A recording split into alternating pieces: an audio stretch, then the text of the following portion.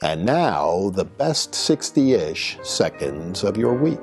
And we don't usually lead off with sports, but since it's March Madness and tonight the Villanova Wildcats play in the Elite Eight, and this week, Lia Thomas wins a national championship in swimming.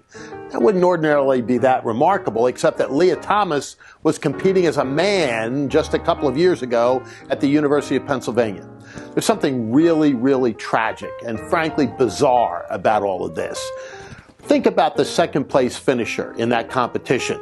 Think about Emma Wyatt, who was a silver medalist in the Tokyo Olympics, finishing second to a biological male. I get asked this question now on the campaign trail, and I'm somewhat shocked that it's even a question that's being asked. Common sense tells us that young men, biological men, should not be competing with young women in sports at any level. I was privileged to coach basketball for a number of years, and the last stint I had was coaching women's basketball. AAU women. These were elite athletes, most of whom were going to get Division I or Division II scholarships. They only played basketball with 5 people, and I often thought about the fact that if there were men on the court, a couple of women would be sitting on the bench, and worse yet, a couple of women that were on the bench would be pushed off and out of the program altogether, not being able to compete or even play. These young women work exceptionally hard to accomplish what they have, and they deserve the full recognition, credit, the scholarships that go with that, and the opportunities that unfold as a result of their efforts. Ron DeSantis, the governor of Florida, says that we should declare Emma Wyatt the winner. I agree with him. Men should not be competing in women's sports, period. Let's get back to common sense once again.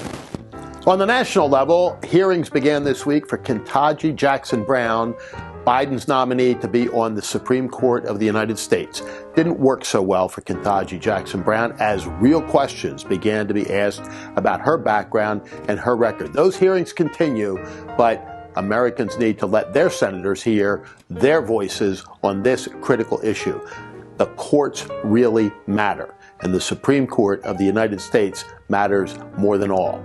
And back in Pennsylvania on the campaign trail this week, an interesting little dust-up came as 4 candidates for governor, Republicans, issued a list of demands or conditions or whatever you want to call it, under which they would be willing to debate. I want to make it very clear to everyone. I'll debate any legitimate candidate, meaning they're on the ballot, at any time, any place, any occasion, any set of rules. I'm not afraid to face any of my competitors, answer any and all questions, and discuss the issues vital to the future of our state. I know that Pennsylvanians want that. I believe they deserve that.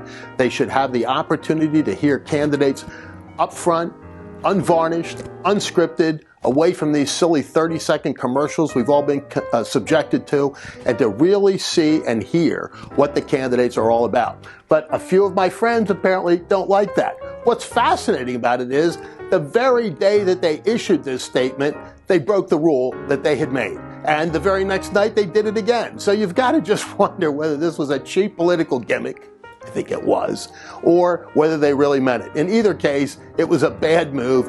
Let's debate. Let's let the voters hear what we have to say.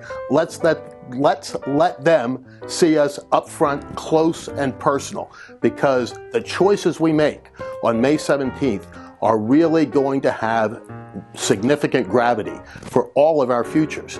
We must defeat Josh Shapiro, and we must have the candidate best prepared to debate him on a public stage. My gosh, if they're afraid of each other, how are they possibly ever going to face Josh Shapiro? The question ultimately is, who can best go after him? Not only in a campaign, but on that debate stage 3 nights in October when the race will really be decided. And so March Madness continues with a little bit of political madness thrown in there as we unfortunately enter into the silly season.